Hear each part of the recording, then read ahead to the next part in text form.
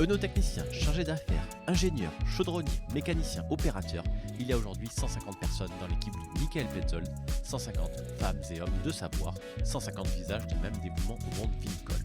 Je suis Jonathan Gabilondo, responsable communication de la société, et depuis 8 ans, cette diversité des profils, cette richesse humaine qui ne cesse de grandir m'épate chaque jour. Alors j'ai décidé de vous les présenter.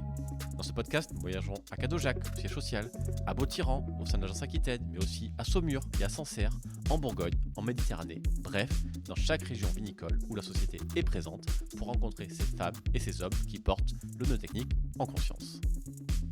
Aujourd'hui, épisode exceptionnel en 2 parties où nous rencontrons Vanessa Duchesne, chargée d'affaires de l'agence Méditerranée depuis plus de 10 ans. Dans cette première partie, nous abordons avec Vanessa le cœur de son métier de chargée d'affaires, la proximité qu'elle entretient avec ses clients et son rôle de partenaire œnotechnique qu'elle a développé avec eux. Vanessa nous explique également comment s'organise une prestation Michael Petzold, du moment où elle est contactée par le client jusqu'à la réalisation de la prestation. Et puis, dans la deuxième partie de ce podcast qui sera publié un peu plus tard, nous avons retrouvé Vanessa pour un enregistrement en direct du salon Citévie qui a eu lieu à Montpellier en décembre 2023. Bienvenue dans les voix de Michael Petzold. Bonjour Vanessa. Bonjour Jonathan. Merci d'avoir accepté cette invitation à enregistrer ce podcast avec moi. Mais je t'en prie. Dis-moi Vanessa, on va commencer ce podcast, je vais te demander de te présenter, mais avec une petite particularité. Pour l'instant, on ne parle pas encore de ton métier de chargé d'affaires. Dis-nous qui est Vanessa. Alors, je suis Vanessa Duchesne, j'ai 37 ans, 2 enfants. J'ai une formation d'ingénieur en vitiviniculture et je suis chargée d'affaires depuis 11 ans dans la société Michael Petzold pour l'agence Méditerranée. Je m'occupe d'une partie de la région PACA, donc le département du Var, le département du Vaucluse, la Drôme Sud jusqu'à Montélimar, la Corse et maintenant aussi un petit peu l'Italie. Alors merci, tu nous l'as dit, donc tu es chargé d'affaires depuis 11 ans maintenant. Alors évidemment, tu connais bien ton métier. On a la société Michael Petzold, 27 prestations au catalogue, 27 prestations en gros que tu as à vendre à nos clients. Mais je sais que ton métier, c'est aussi beaucoup plus que ça. Est-ce que tu peux nous dire en fait ce qu'est réellement un chargé d'affaires Michael Petzold ? Alors, un chargé d'affaires Michael Petzold, c'est dans tous les cas une personne qui va être en contact avec le client. Il faut donc prospecter, tourner, visiter le client régulièrement. On a en général 1 à 2 visites par an pour chaque client. On voit quelques clients plusieurs fois dans l'année, ça peut être tous les 15 jours, 1 mois en fonction du nombre de prestations qu'on va faire chez lui. Le chargé d'affaires Petzold, donc c'est aussi suivre son client, comme je l'ai dit, c'est deviser une intervention, écouter le problème du client pour répondre au mieux à sa problématique œnologique. Une fois qu'on a devisé, il faut planifier et valider l'intervention, donc il faut se déplacer en général, visiter la cave, voir un peu les aspects techniques, répondre aux questions pratiques, expliquer au client comment se passe la prestation et préparer au mieux pour que quand le technicien arrive, tout soit prêt. Alors ça, c'est pas tous les jours facile, mais on essaye de faire au mieux pour que ça se passe bien. Ensuite, après le chantier, notre travail ne s'arrête pas là. Il faut aussi débriefer avec le client. Donc voilà, on l'appelle pour voir si tout s'est bien passé, s'il a encore des questions suite à la prestation. Ensuite, si tout s'est bien passé, on peut procéder à la facturation. Et après, on a d'autres choses aussi. Voilà, c'est notre métier, c'est aussi relancer les facturations, relancer les clients, gérer éventuellement les litiges, apporter des informations techniques. On propose aussi des prestations, on conseille éventuellement, même si c'est pas trop notre rôle, mais on peut avoir un petit rôle de conseil pour choisir telle ou telle prestation. Voilà, c'est aussi c'est plein de choses, c'est apporter un lien aussi entre le technicien, la qualité, le client. Voilà, on joue le rôle un petit peu d'intermédiaire. Ok.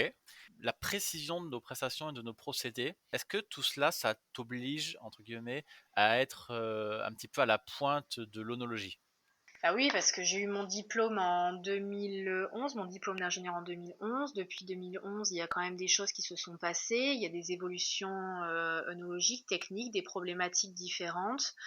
Entre-temps, depuis 11 ans, on a quand même eu une évolution des prestations. On a un nombre de prestations beaucoup plus important qu'à l'époque, donc il faut quand même se tenir à la page sans cesse. Donc le travail d'œnologie, bien sûr qu'il faut rester à la pointe. Il faut aussi se tenir au courant des nouveautés, des nouvelles problématiques œnologiques. Ça passe aussi par la dégustation. Il faut continuer sans cesse de déguster des vins pour pas perdre notre niveau en matière d'œnologie, pouvoir conseiller éventuellement aussi. Je pense à la prestation d'acidification, par exemple. Il faut maintenir un bon niveau de dégustation pour pouvoir proposer, aiguiller le client sur telle ou telle correction de pH, par exemple. Voilà, pour les phénols aussi, le traitement des phénols, c'est important de garder un bon niveau de dégustation. Donc il faut continuer de s'entraîner parce que ça c'est un entraînement perpétuel, et ça passe aussi par voilà des journées techniques quand les labos l'organisent. Ça passe par des informations personnelles en continuant à lire des magazines d'œnologie, des choses comme ça. Il faut se tenir au courant. Je me posais comme question de savoir si, quand les clients te sollicitaient, est-ce qu'ils t'appelaient pour réserver une prestation ou plutôt est-ce qu'ils venaient avec une problématique à résoudre sur laquelle ils venaient te demander une solution? Alors ça dépend des clients. Il y a certains clients qui ont l'habitude de travailler avec nous toujours pour la même prestation. À ce moment-là, ils nous sollicitent pour prendre rendez-vous pour la même prestation pour une date bien précise. Et il y a aussi des clients qui nous appellent pour une problématique particulière. Et l'avantage qu'on a dans la société Petzold, c'est qu'on fait tellement de choses que maintenant le client nous appelle en nous disant voilà, j'ai une problématique, est-ce que la société Michael Petzold est capable de répondre à cette problématique sans forcément connaître toutes nos prestations? Parce que c'est pas évident pour les clients de connaître nos 27 prestations. Même si on passe régulièrement les voir pour leur parler d'une prestation en particulier ou de toutes nos prestations, il y en a tellement que c'est compliqué de tout retenir. Et là maintenant, avec le temps, les clients nous appellent pour savoir si on peut résoudre directement la problématique. Quand j'entends ça, j'ai l'impression que tu peux te considérer comme une interlocutrice privilégiée dans leur itinéraire technique. Alors pour certains, oui. Il y a des clients qui nous appellent directement sans forcément demander tout de suite à leur œnologue conseil. Voilà, ils nous appellent pour une problématique et ils nous demandent des informations, des conseils techniques, et ensuite ils vérifient avec leur œnologue conseil ou ils s'appuient sur nos idées pour diriger tel ou tel itinéraire technique. Depuis que je suis chez Michael Petzold, nous sommes tous, et vous les chargés d'affaires en premier, très très proches de nos clients. On travaille tout le temps à leur côté, on ne laisse personne sans solution. En tant que chargé d'affaires, comment tu constates ça un petit peu dans ton travail du quotidien, le fait que on soit un vrai partenaire œnologique auprès de tes clients? Alors, en fait, ce qui se passe, c'est qu'on ne répond pas toujours favorablement à leurs demandes. Ça peut être frustrant quelquefois pour certains clients, mais quand certains clients nous posent une question sur une prestation en particulier, nous, de notre côté, on leur pose aussi des questions sur leurs problématiques à résoudre. Et en fonction de ça, on les aiguille sur une prestation ou sur autre chose. Et quelquefois, on ne peut pas répondre à leurs problématiques ou pas directement. Il y aurait des choses qui seraient peut-être plus appropriées. Et il faut savoir aussi de notre côté dire non, là, cette fois, on ne peut pas, ou ça ne servira à rien de faire telle prestation, même si c'est ce que vous souhaitez. Et en fait, c'est ça qui est important parce que ils nous font confiance du coup. Ok. Avant de rentrer dans le détail d'une prestation, est-ce que tu peux définir exactement ce qui fait un bon chargé d'affaires Michael Petzold? Alors, pour être un bon chargé d'affaires Michael Petzold, il faut savoir être réactif, et surtout très disponible parce que les demandes des clients, c'est toujours pour hier et donc il faut s'adapter le plus vite possible et il faut répondre. Quelquefois, ça passe voilà, par des appels ou des mails éventuellement en vacances ou le soir. Si on répond pas tout de suite, c'est trop tard. Voilà. Donc il faut être réactif.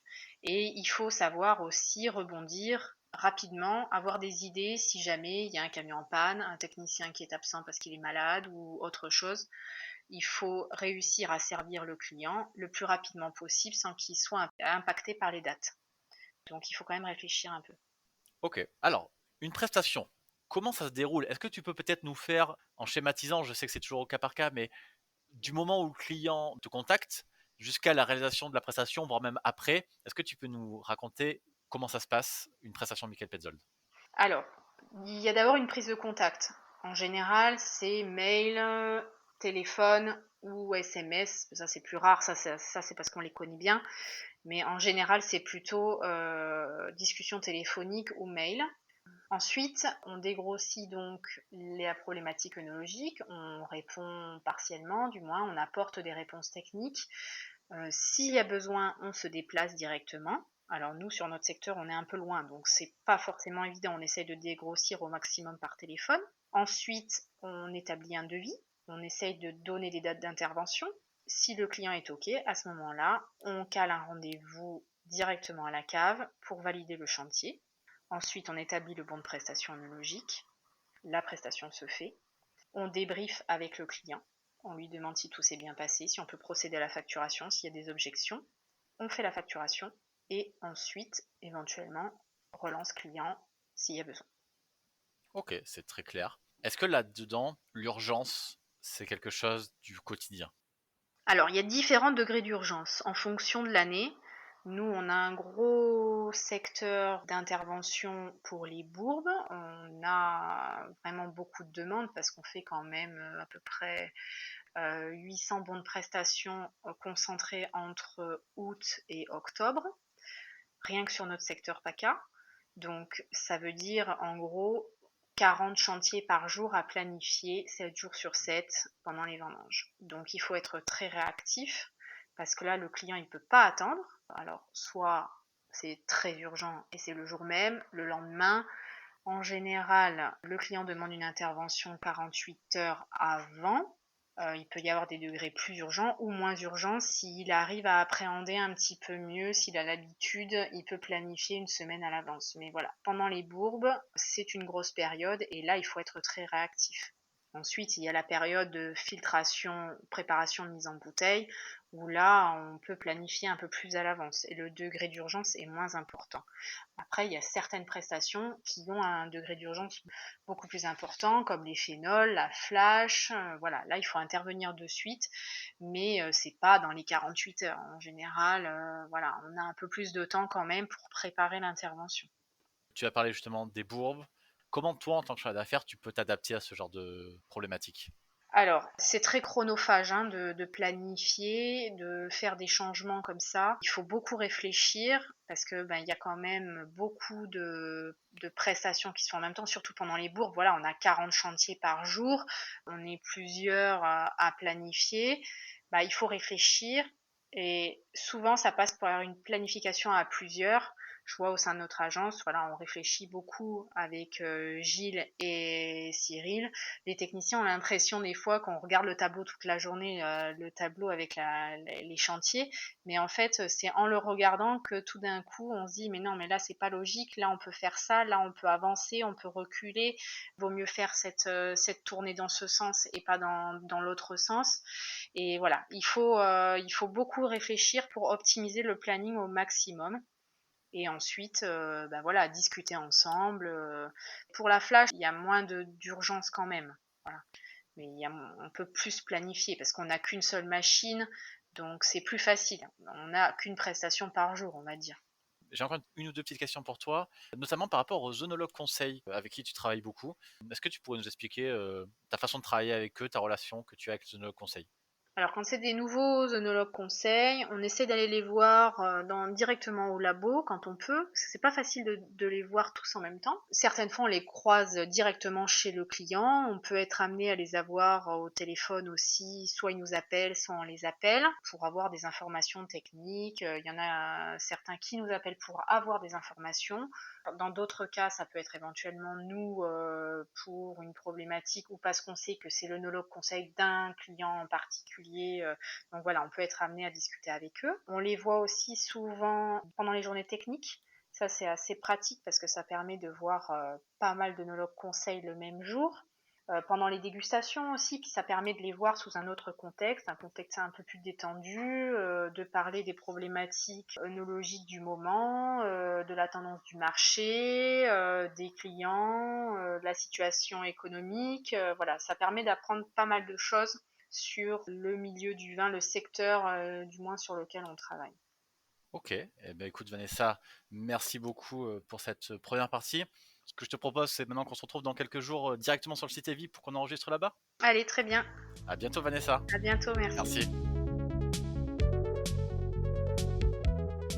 Merci à vous d'avoir écouté ce podcast. Je vous retrouve bientôt pour la deuxième partie de cet épisode avec Vanessa. En attendant, n'hésitez pas à vous abonner à ce podcast, disponible sur toutes les applications de podcast comme Apple Podcast ou Spotify. Et si vous voulez suivre l'actualité de la société, nous vous retrouvons sur LinkedIn et sur Instagram. Merci beaucoup et à bientôt.